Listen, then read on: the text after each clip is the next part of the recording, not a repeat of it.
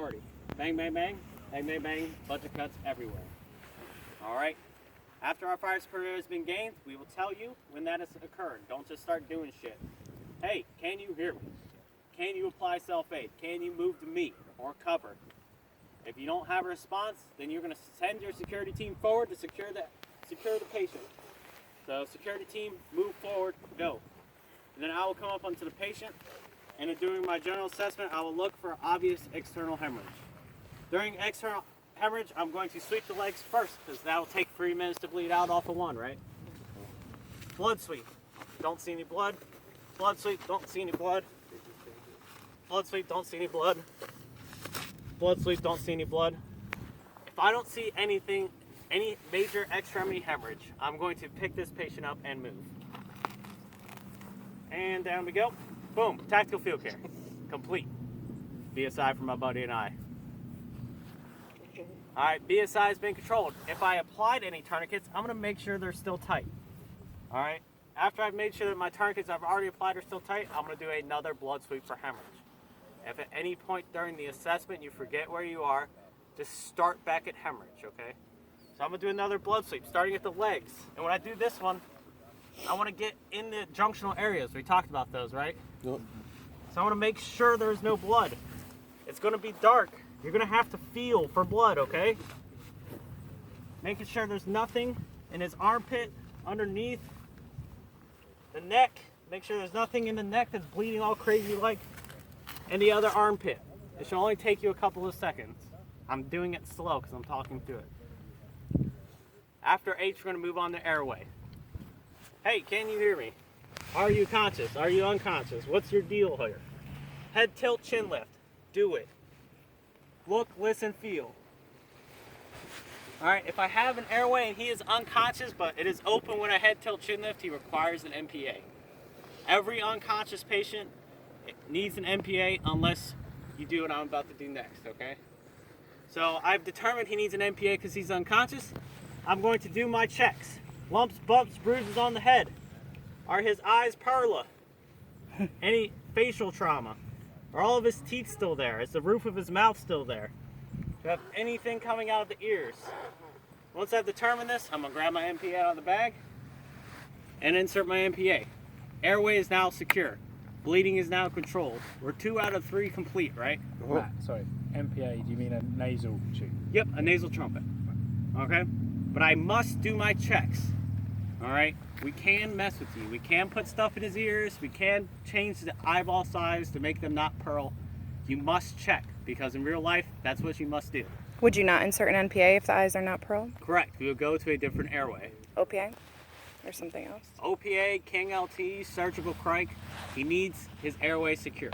Without an airway, you don't have a patient. After airway, breathing comes next. I'm going to expose the chest. I'm going to cut the shirt. Alright? Once we do that, I'm visually looking. Alright? And feeling the stability of the chest. And it's going to be loud in combat in a helicopter in the room you're in on Friday. Wherever you are, it's going to be loud. Put your hands on the lower part of the chest near the diaphragm. Feel for chest rise and fall. This is not a fast check. Alright? What are you looking for when you're doing this? Equal rise and fall. Equal rise and fall. Rate, rhythm, and quality. I'm not counting, but I'm making sure it's adequate, okay? I'm ensuring the patient has adequate ventilation, which he does in this instance. If I see a chest wound, I'm going to notionally do a chest wound here, okay? I'm going to apply the back of my hand to it, grab my chest seal with my other hand, open it, apply on the exhale.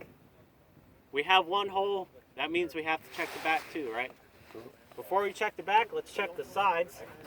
No, there's no holes, there's no blood. There's no holes, there's no blood. I gotta check the back. What do I do before I roll my patient? Stability of the Stability. hips. Down and in. No pain response. Cool beans. That head goes up. That leg goes across if it's there. Rolling my patient over. Oh, I just moved him. If I put on a tourniquet, I gotta check it. Makes sense, yeah? Alright. I'm looking in the back. I'm gonna cut away. Please cut the clothing. Happy patients or what? Naked patient. Alright? Make them naked. I'm feeling for anything. I'm raking the skin, making sure I'm not missing any holes. I'm checking the back of the neck, looking for something. If I don't find anything, I'm gonna roll them over a little bit more and make sure. All right.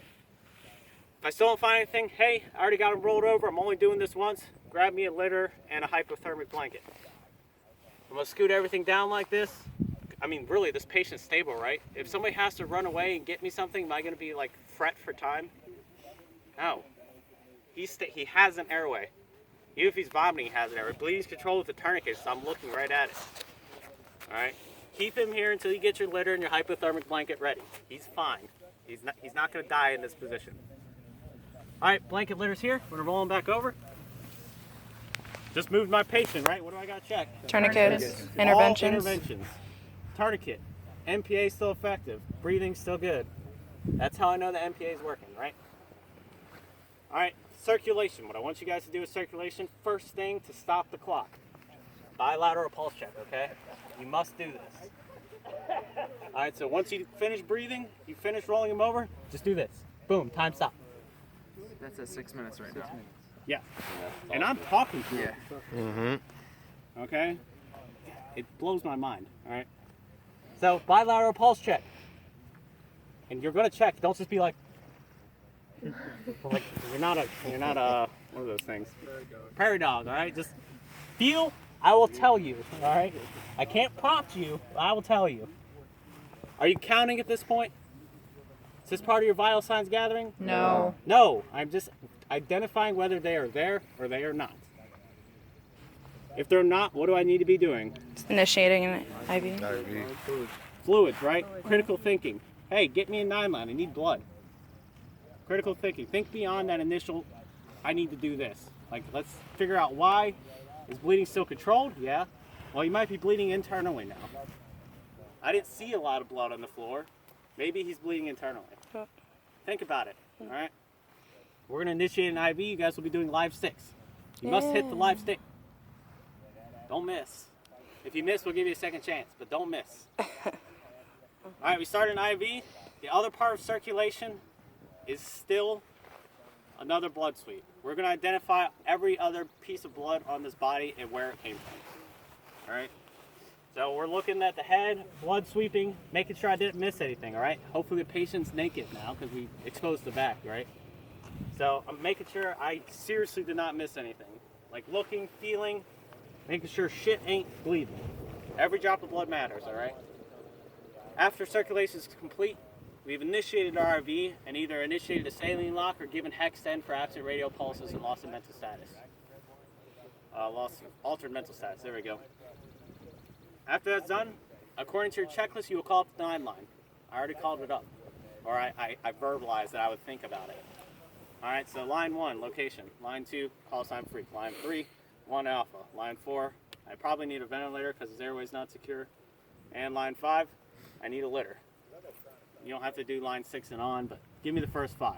For this particular instance, how many lines do I need to call up a bird? 9. All All of 9. them.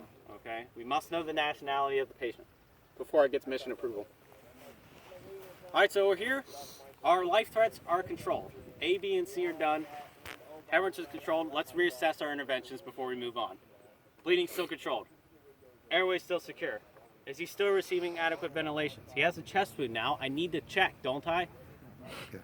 All right. Are adequate ventilations still secure? I will tell you yes, they are, because pneumothoraxes don't happen like, they take a minute, okay? So respiration's still good. Cool. All my interventions is doing fine. We got the IV started. Our radial pulses back yet? Because we're reassessing all interventions, yes?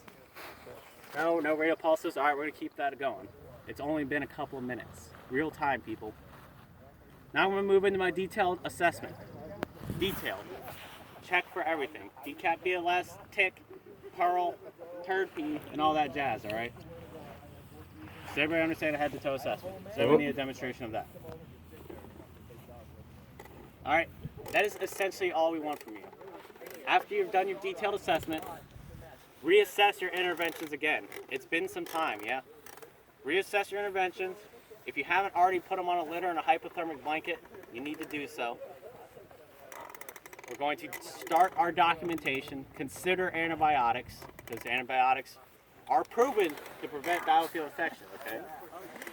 And that is essentially it. After that, after you reassess all your interventions, gotten some vital signs, got your documentation, you're done. That's it. It's not going to take you 20 minutes if you practice, okay? We'll do a full speed demonstration later with interventions, and I will show you how long it takes. All right. Any questions? How far are we going to have to move our casualties? You're not moving casualties. Okay. In real life, for my demonstration, I'm talking about real life, okay? You'll do exactly what I did here. Just pick them up and yeah. For the initial blood sleep when you're on the X, I was taught to do a visual blood sleep. Is it better to get hands on? I think it's better to get hands on. Okay, I know it's here.